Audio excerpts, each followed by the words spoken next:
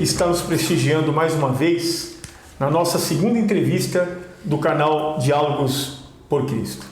Peço para você que nos ajude, se inscreva em nosso canal, toque aí no sininho, porque isso vai nos ajudar a ter mais acesso a ferramentas do YouTube e podemos cada vez melhorar a qualidade dos nossos conteúdos para vocês poderem curtir conosco.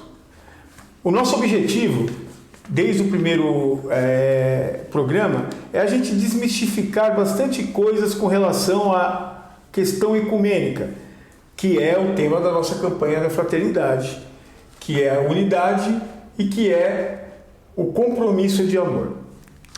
Hoje eu tenho o prazer de ter aqui comigo, do meu lado, o padre Sidney Pardini. Tudo bom, padre? Tudo bem. O padre Sidney Pardini, ele é padre aqui da nossa paróquia São Paulo Apóstolo, verbita também, o padre verbita, e ele é professor de exegese, né, padre? Isso. Exegese. O que vem a ser exegese?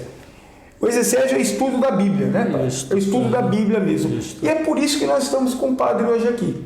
Além de professor da Bíblia, vou falar assim, para eu não enrolar minha língua de novo, ele também dá aula de grego e de hebraico, que ajuda muito na compreensão da Bíblia, né, padre? Exato. E por que nós estamos com um padre aqui? Eu vou primeiro pedir para ele se apresentar, falar um pouquinho dele, e aí eu vou dizer por que nós trouxemos hoje um professor de Bíblia que dá aula na Faculdade Teológica Paulo VI, que fica em Mogi das Cruzes. Exato. Padre Sidney, se apresenta aí para o nosso pessoal.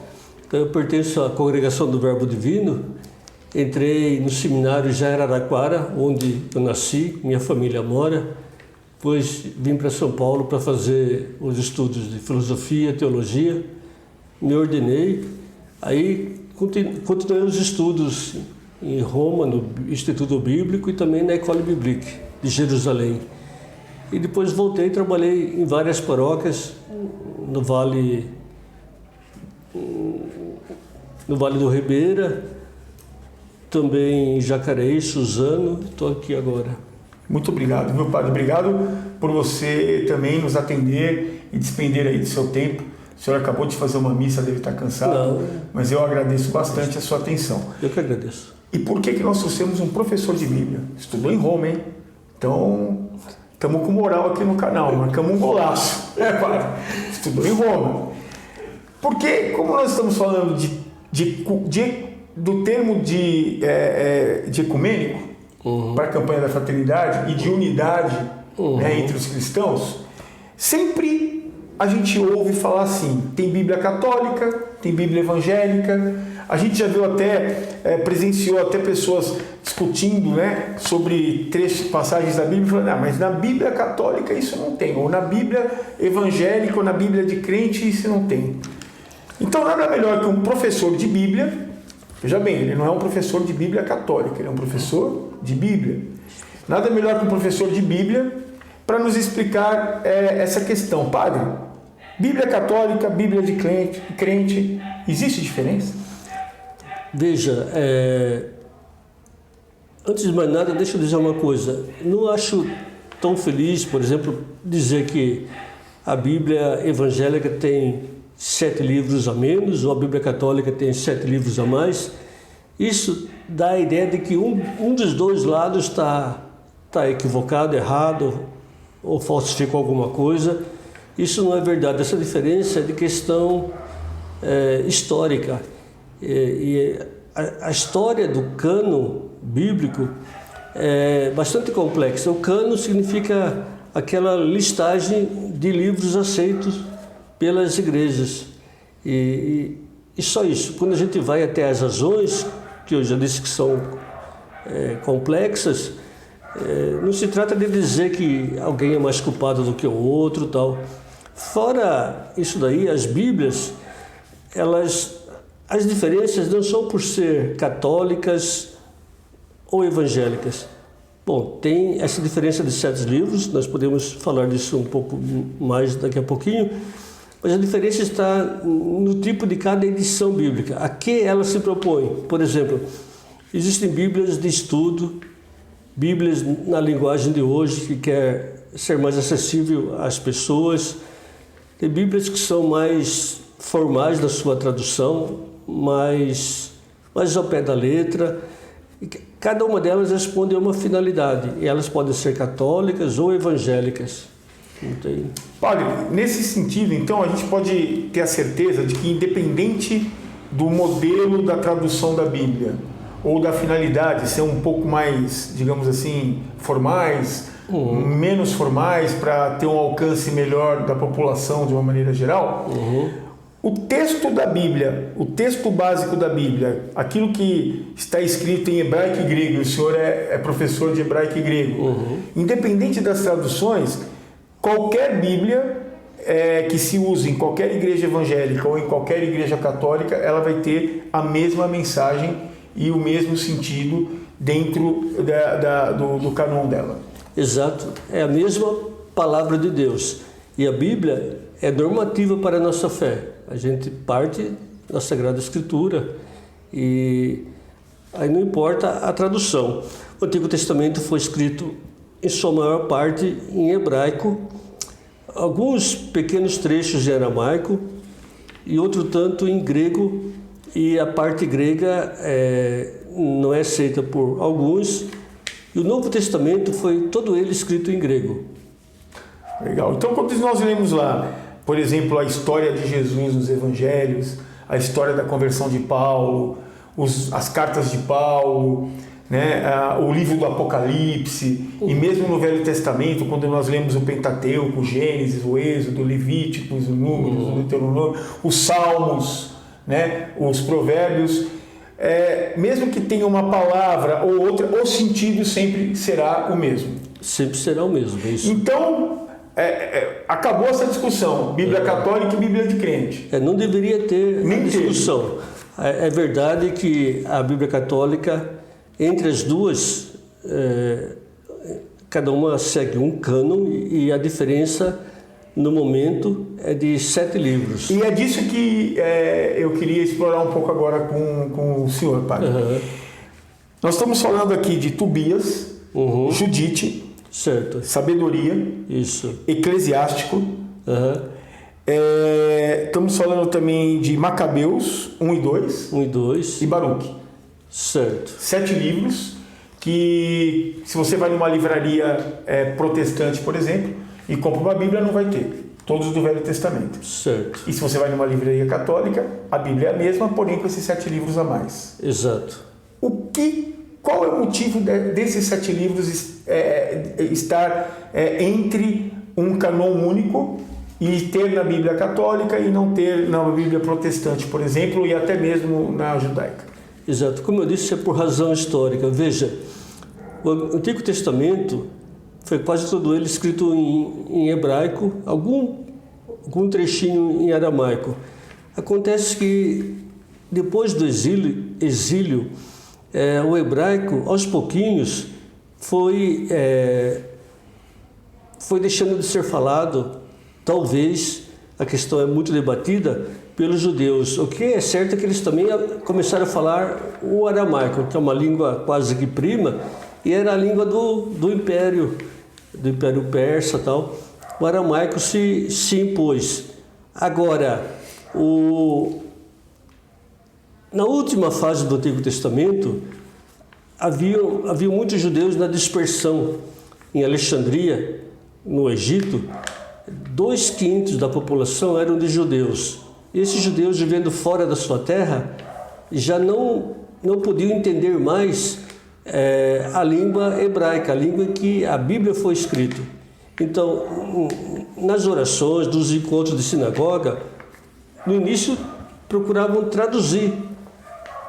Tinha tradutores, mas depois foi feita uma tradução da Bíblia em grego. Essa tradução é chamada de Septuaginta, a Bíblia dos 70.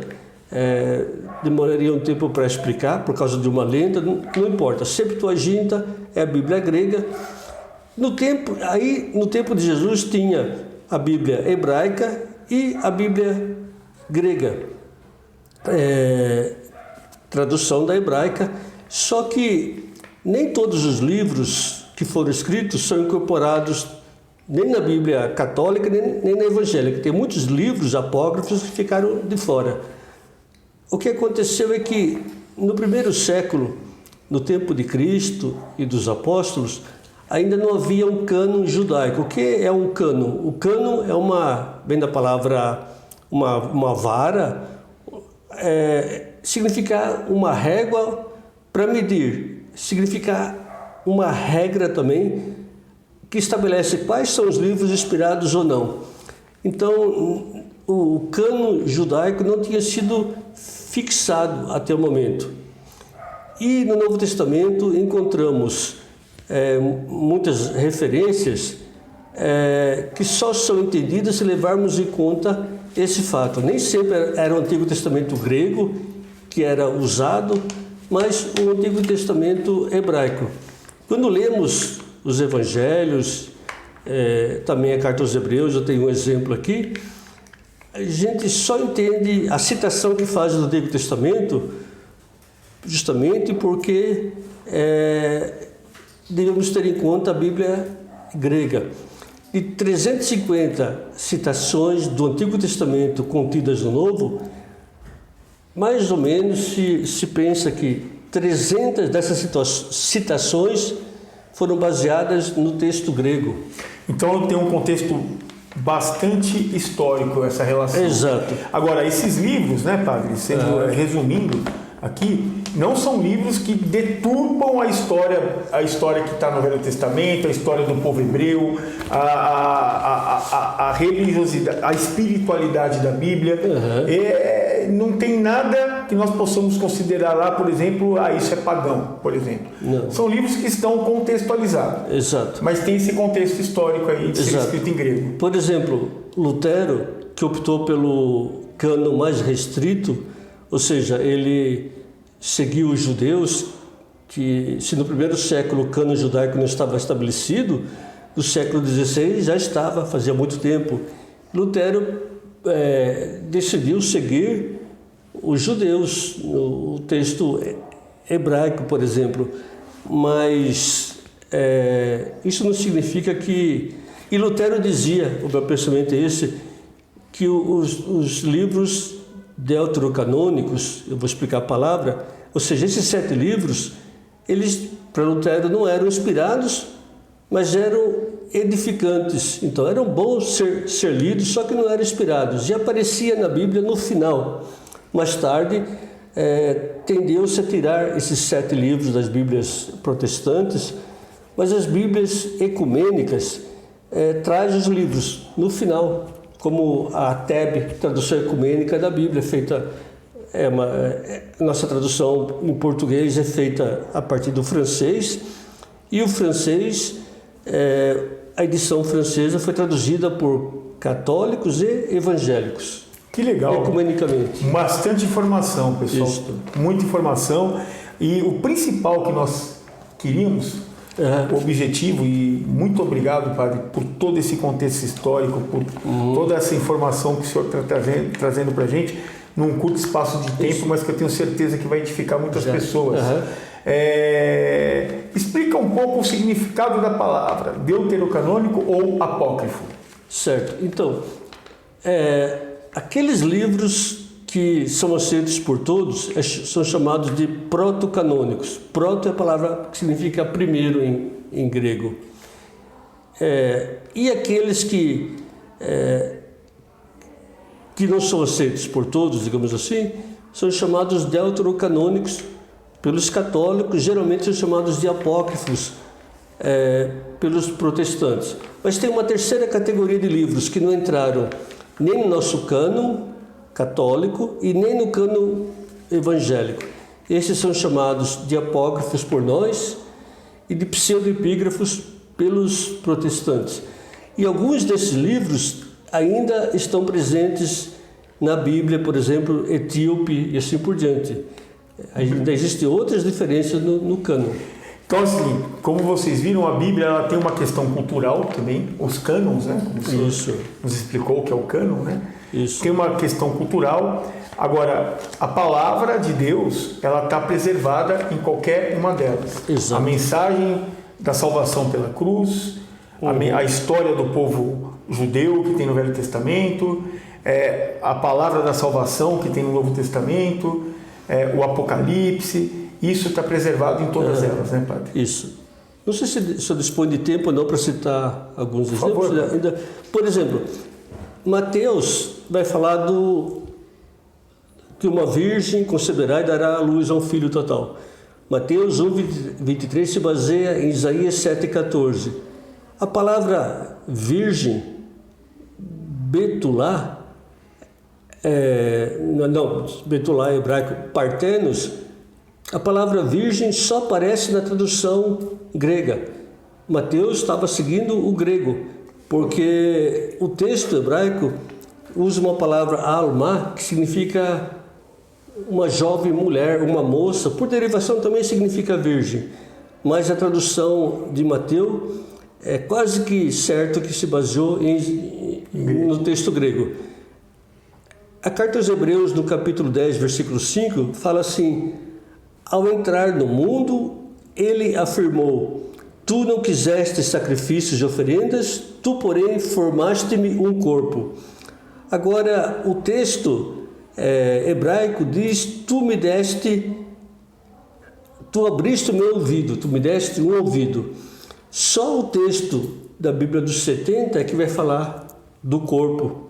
Então, aqui também o autor da carta aos Hebreus, nessa passagem, em outras também, aqui é fácil de saber que ele estava se baseando na Bíblia grega, ou seja, naquela onde estão esses 7 livros. Deuterocanônico. Isso. Por exemplo, Lucas, em Atos capítulo 7, vai falar de 75 pessoas que vieram depois de José para o Egito. Essa informação só existe na Bíblia grega. O texto hebraico vai falar de 70 pessoas. Então é mais um exemplo de que, um sinal de que o texto usado. Também tem o Evangelho de Marcos, quando ele fala: este povo me honra com os lábios. Ele está se baseando em Isaías, capítulo 29, no texto grego, porque o texto hebraico fala: este povo está perto de mim com sua boca. Bacana, certo? Contextos assim históricos, né? Isso. Com relação à cultura, com relação à língua, mas com relação ao centro da Bíblia, nenhuma modificação. Exato. Então, deixando a conversa mais relaxada, sem nada muito técnico, aquilo que vem no coração do Senhor agora. A gente está lendo aqui, né? Do que era dividido fez uma unidade, fraternidade e diálogo, compromisso de amor.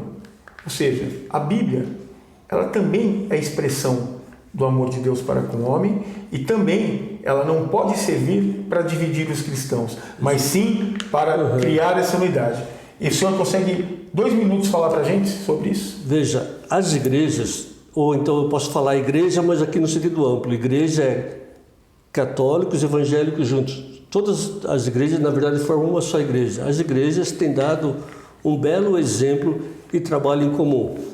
E o Concílio Vaticano II animou o lado católico a dar as mãos para os evangélicos.